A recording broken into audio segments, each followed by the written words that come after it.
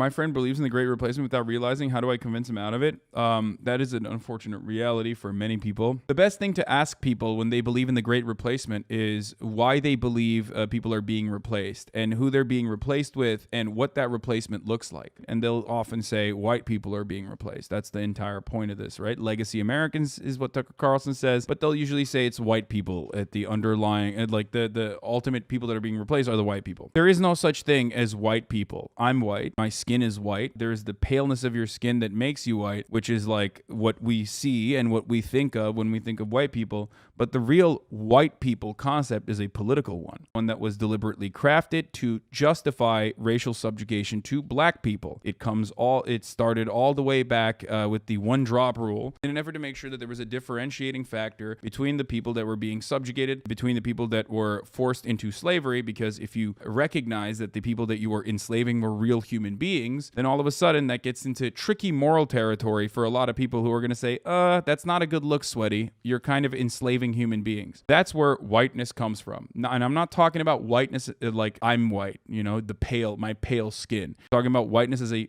dominant political faction. When people talk about white, there's two different kinds of white. What I'm specifically talking about is whiteness as a political tool, as a political concept. It is one way to conceptualize power. And that's precisely why that in-group, because whiteness is only defined by what it's not. Whiteness is only defined by its proximity to blackness. Whiteness is only defined by capturing power and being the dominant in-group in this circumstance. When people say white culture, that's precisely what they're talking about. That's why there is nothing really identifiable about white culture in particular, other than like memes like lol, eating mayo, putting raisins in potato salad, that sort of shit, not being able to dance. Those aren't real tangible white culture things. A part of the reason why I also mention this is because there is no such thing as like, I'm a white person and whiteness needs to be protected, because you're not a white person, you're Irish. You're not a white person, you're Polish. Every white person in this country, pretty much every white person in this country, knows exactly what their lineage is. They can trace their ethnicity back. They can trace their culture back to their great-great-great-great-great-great-great-grandfathers, right?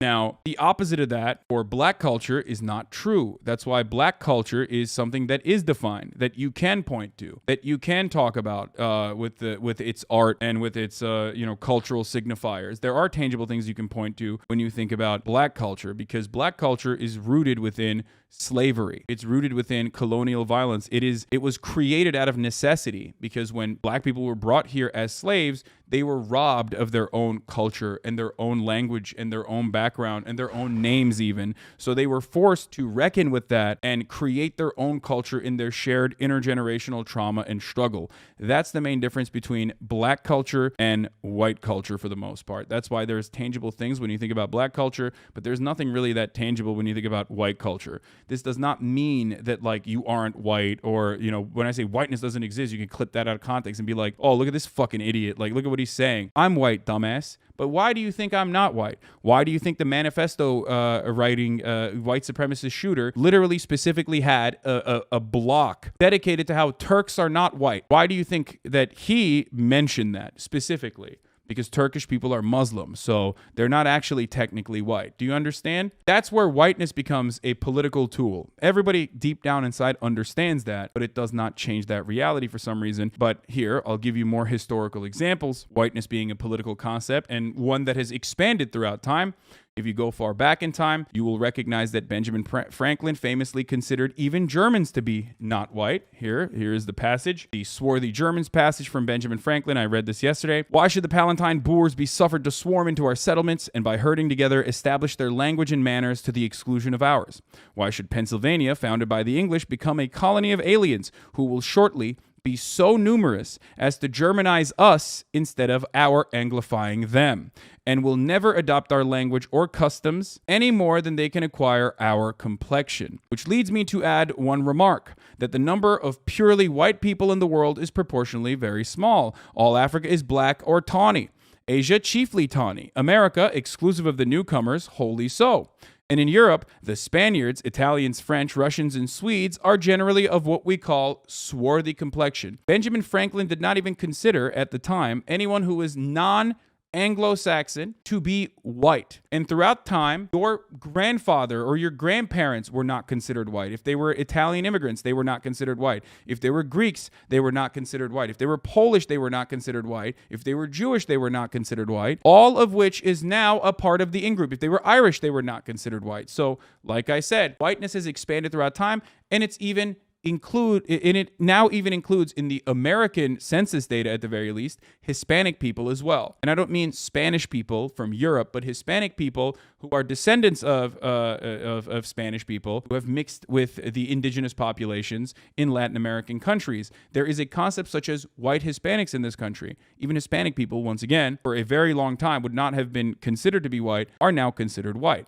So the reason why I'm mentioning that is because that concept has expanded. But usually under fascist leadership, because of the way fascism operates, because of the way white supremacy operates, that concept shrinks. Okay, so if you think you're in the comfort right now of living in the imperial core, being considered white, think again. That will shrink. That's why the Aryan concept that Hitler was advancing was getting smaller and smaller to define the Übermensch, a blonde, blue-eyed person, which ironically Hitler himself was not even a part of. So that's just how fascism works. That's just how fascism always has operated. There's never going to be an endpoint, a logical endpoint. It's just going to be more and more insular with like a smaller and smaller group of people within the in-group. So that's, that's something to consider, something to understand. I hope that is a little bit more helpful in your understanding of how whiteness has expanded throughout time. But ultimately, it's not a real concept. It's just power. Just a group of people at least have some level of proximity to power. Now, of course, there are things that are more significant than whiteness when defining power, because we live in a capitalist organization of the economy. What does that mean? Say, Hasan, I'm white. Theo Vaughn, for example, has a very funny bit about this. He'll say, actually, you know what? I'm going to show you that bit really quickly to describe to you that class sometimes, or in most circumstances actually, completely overrule or supersede your race, okay? City in my neighborhood, diversity is always people's talking about it. And we didn't have it. My neighborhood was poor black, poor white. That was our neighborhood, So I didn't feel any white privilege. I know some people had it, man, I knew some motherfuckers with sweaters. But I was 2 tank tops in the winter, okay? And I just didn't feel it, I wish I'd have had some white privilege, dude. Sign me up. But I didn't have it, man. It was just poor black kids, poor white kids, man. And my poor black friends would always be like, man, look what you did to us. And I'm like, dude, do you think I would do all that shit to y'all and then move right next door, bro? Now, we gonna split this plum or not, dog?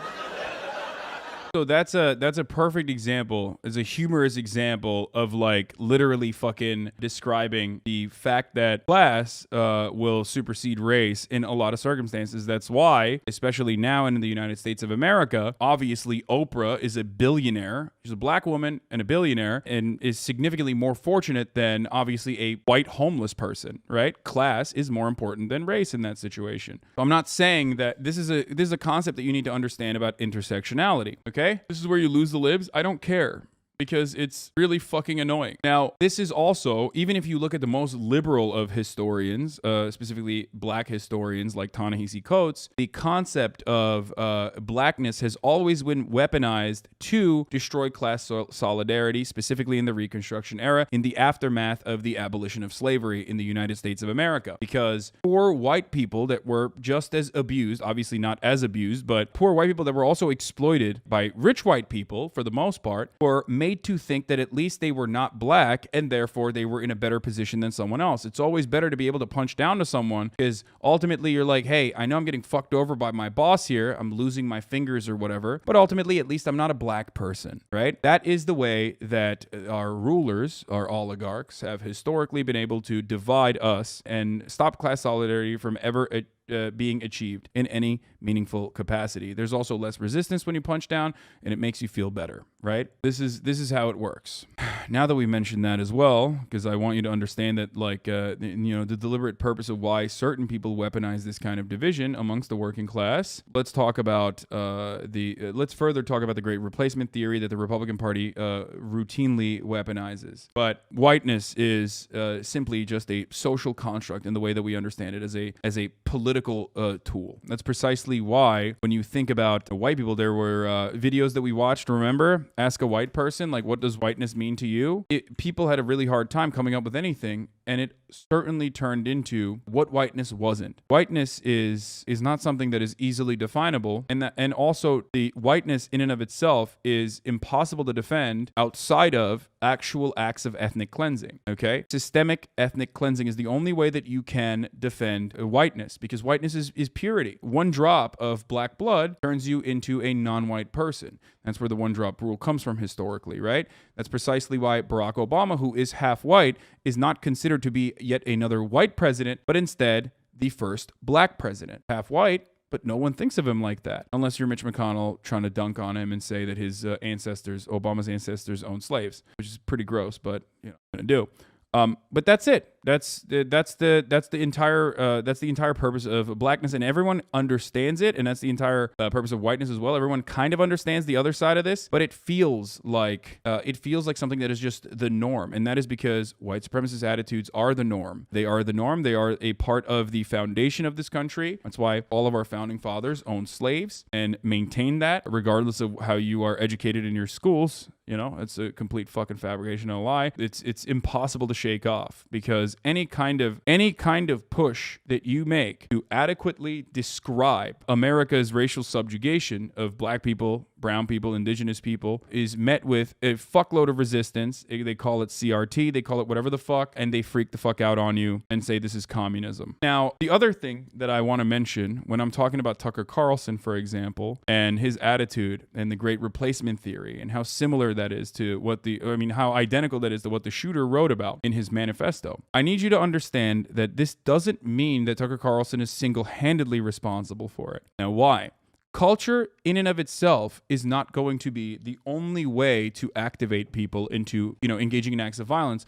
That's why there aren't exactly a lot of examples of this on the leftist side, where people aren't turning into fucking communists because they watched one movie. It is significantly harder to change people's attitudes against the system, against the pre-existing social hierarchy, against the dogmas that they have been socially conditioned into believing through art and through culture than it is to lean into pre-existing attitudes. And that's precisely why, for example, Birth of a Nation, which was a movie even played in the White House, reignited the Klan. That is a calculable impact that a movie had. But if it was the opposite, if it was a movie about not being racist or some shit, it would not have had that same kind of impact, because the structures in the United States of America and the foundations of the United States of America are not founded on anti-racist principles. They are founded on white supremacist principles, the preservation of slavery, the subjugation of humans. So just remember that when I talk about culture, it's not individually culture. I'm not a liberal who says we need to sanitize our movies, we need to sanitize our language, and that's the only way to combat white supremacy. That is not a way to combat white supremacy. In many circumstances, that's actually a feckless way to combat white supremacy. It's not. It's just super individualized. It's hyper atomized, and it makes us feel like we have a semblance of power when we're able to impact culture because a corporation listens to us. But ultimately, you're not. You're not actually changing anything. You're just simply so powerless that you want to exert any kind of control over your own life because you recognize that you can't exert any kind of control over the structures. That is what ultimately needs to change. And the only way to change the structures is through class consciousness, instilling class consciousness, building organizations, organizing your workplace, having some kind of labor power and labor militancy in an effort to push back against your masters at your workplace, but then also even the Democratic Party to motivate them to do the right thing when they refuse to do so. This is all incredibly This is a super long and super difficult agenda that has fallen short time and time again. That's why America's unionization rates are dog shit. That's why we have no class consciousness. That's why, the 1920s are not all that different from the attitude that we have currently. Steinbeck famously said, socialism will never work in America because the working class do not see themselves as an exhausted and exploited proletariat, and yet they see themselves as temporarily embarrassed millionaires. Now, that within cryptocurrency, you can see that within every facet of our lives, but so many people on the internet think that like owning their 1997 broken down Honda Civic is actually a form of owning capital, and they are simply temporarily embarrassed billionaires. That Sigma Grindset attitude, that meritocracy is a lie, or meritocracy is a reality, and that's precisely how they are one day going to make it as well. And when they make it, they want to make sure that like the system is deregulated, not realizing that deregulation itself is making it impossible for them to have a semblance of upward social mobility. So just understand that it's all interconnected. Okay? It's all interconnected, and so many people personally are pushing against their best interests.